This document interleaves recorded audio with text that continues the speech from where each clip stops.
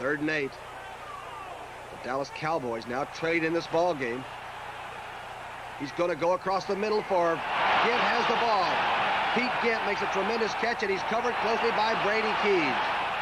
4:43 gone in this 3rd period now, and it's Pittsburgh 19, Dallas 13.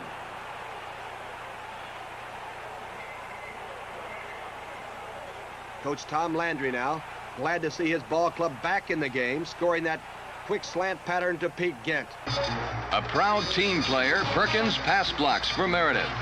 Here he rolls up a 49er, paving the way for a Meredith Gent pass completion.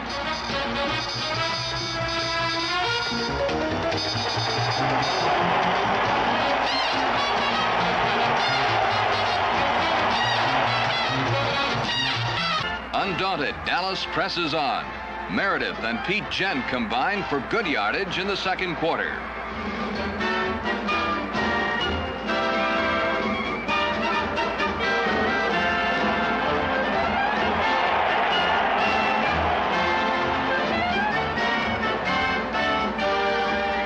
On 3rd and 8 on the 17.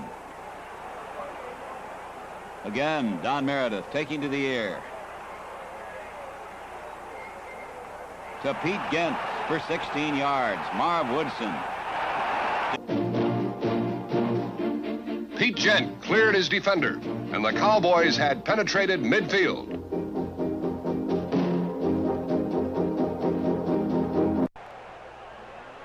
With it 3rd and 6 on the Dallas 48, the Giants blitz all 3 linebackers.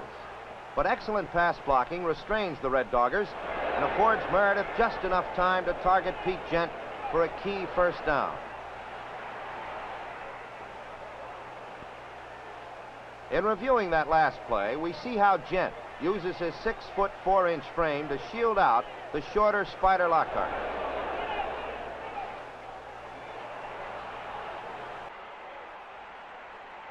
Now on 3rd down and 4 on the 25. Craig Morton in at quarterback. Finds Gent for 15 yards to the 10-yard line. 3rd down and 4 situation now. We pick up the action as Jerry Rome rolls to his right. He's looking for Pete Gent. The ex-basketball star makes a jump and catches the ball for 10 yards.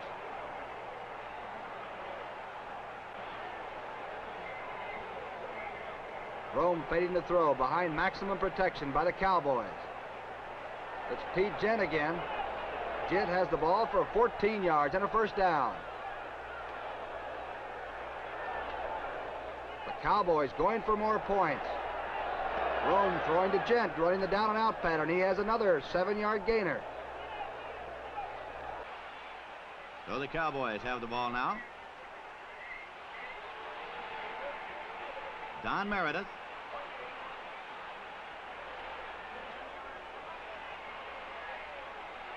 Scrambling and looking.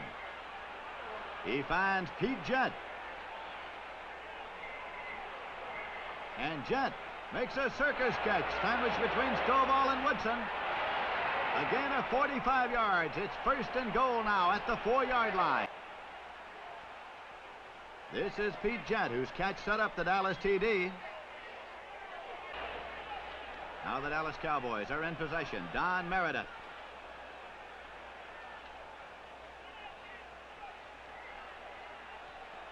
Goes to Pete Gent. That is Larry Wilson hauling him down. Gain of 14 and a 1st down. It's 3rd and 9. Meredith dropping back, gets good protection here. And hits Pete Gent, who picks up 18 yards before he's brought down from behind by Mike Howell.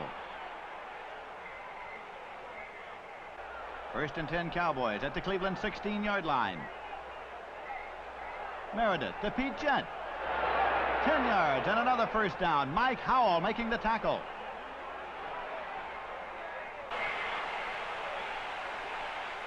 After forcing the Steelers to punt, the Cowboys launch another drive.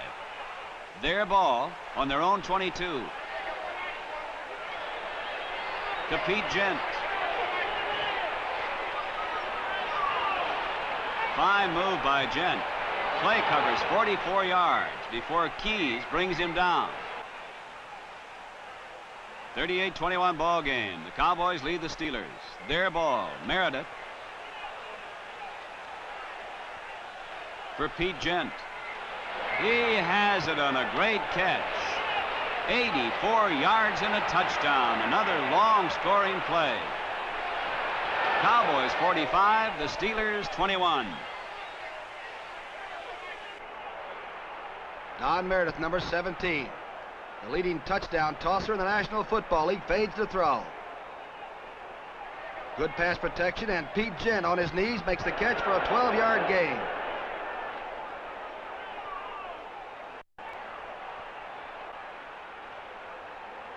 Meredith running the ball team for Tom Landry now.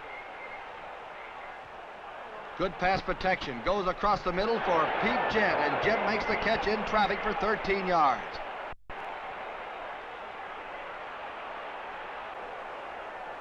On third down, Meredith to Pete Gent. Taken out of bounds by Sanders. Meredith looking for Pete Gent. A gain of 17 yards. Now with 1:30 remaining, no timeouts left, the Cowboys have the ball on their own 3-yard line. Meredith hits Pete Gent for 28 yards.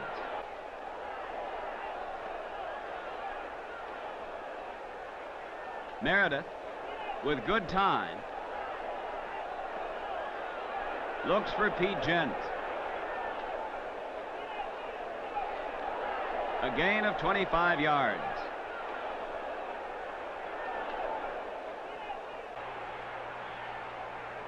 Now Meredith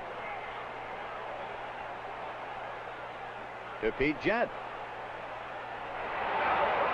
Here it's Barnes moving over to corral him after a gain of 12.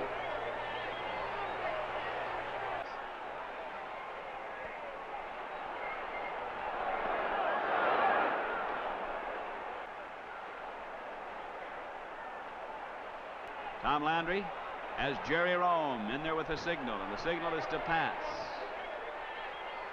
Look for number 35, Pete Gent. There he is. A gain of 47. Billy Clay making the tackle.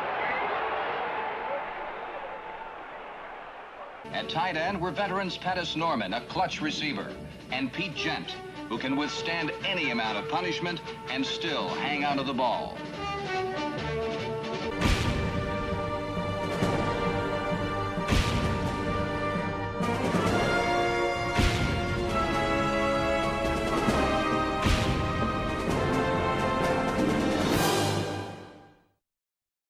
When we get down to the last play on the goal line, he sends Bobby Hayes in, which was a catastrophic mistake because Hayes has never played on the goal line, has no idea what to do.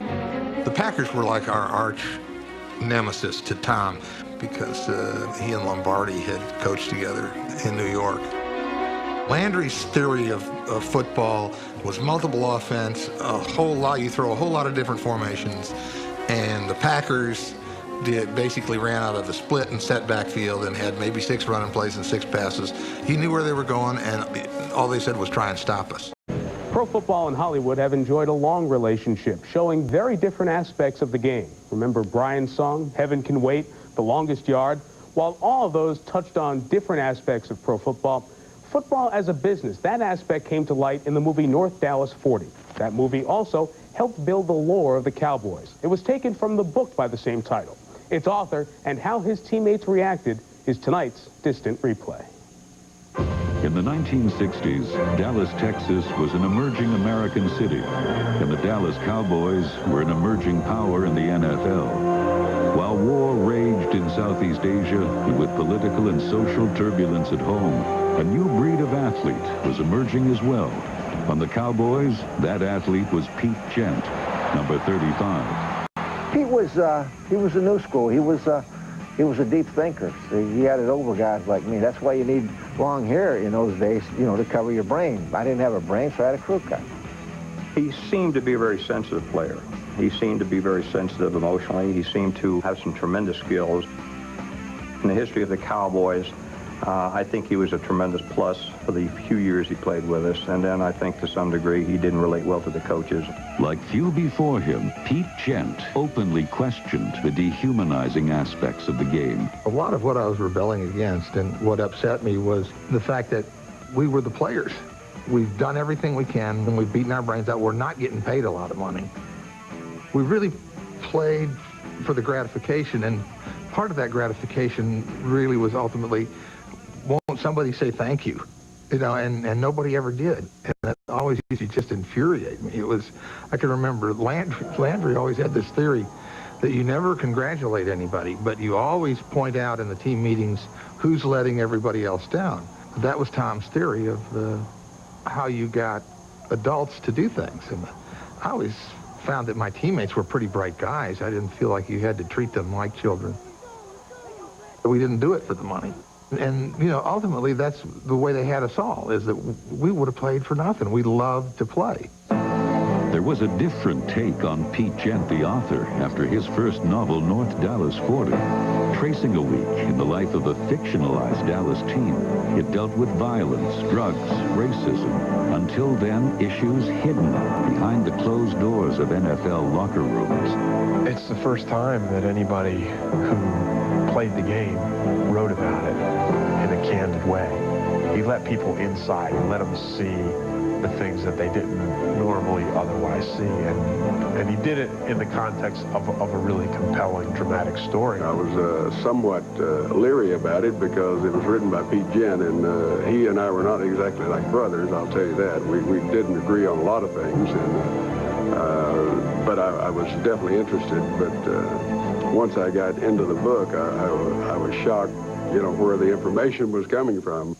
I think everybody talked to Tom about it, and, you know, told him, you know, Coach, you're reading something that Pete Gent wrote, and he's out there trying to make a living, so, you know, what do you expect? And a couple of prominent teammates that I have a lot of respect for, well, basically their comments were, well, it was all a bunch of baloney, it's not true, and everything. It saddened me to think that, well, why don't you just tell the truth?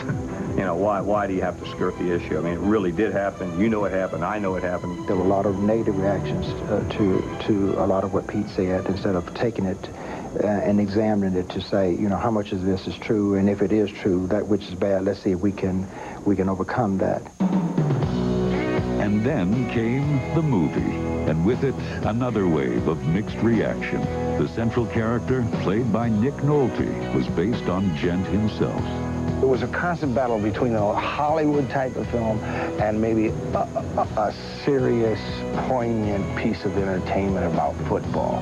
Not necessarily negative, but something that has some substance to it. When I sat through that movie, I cried. It was so real. Everything in that movie was so personal. Frankly, I was bored with the film. I watched the entire thing, but after a very few minutes, I didn't relate to it at all. It was not football. It was not any kind of a game or personalities that I could ever relate to. People say, well, pro football is dehumanizing because it's a business, as if there's anything else it should be. We all have this notion of sport that it's our last refuge from our own insanity, so to speak. That's how at least it once was viewed. And we don't want to think that pro football is tainted, but it is. It is a business. But in my opinion, so what? Players don't realize what is happening when you're coaching a player, you know, what's best for him. Sometimes they don't realize that. They only realize it after they get out. And I think a lot of our players would say, yeah, I remember what you were trying to accomplish now. It was a miserable, stinking business the rest of the time. But on game day, it still had that pure quality. As I get older and older, I realize how rare that is in life. For me, I mean, what it was like was so intense and so exciting, and it validated me so. I was so real when I was doing those things. I knew I existed. I knew I was on the planet.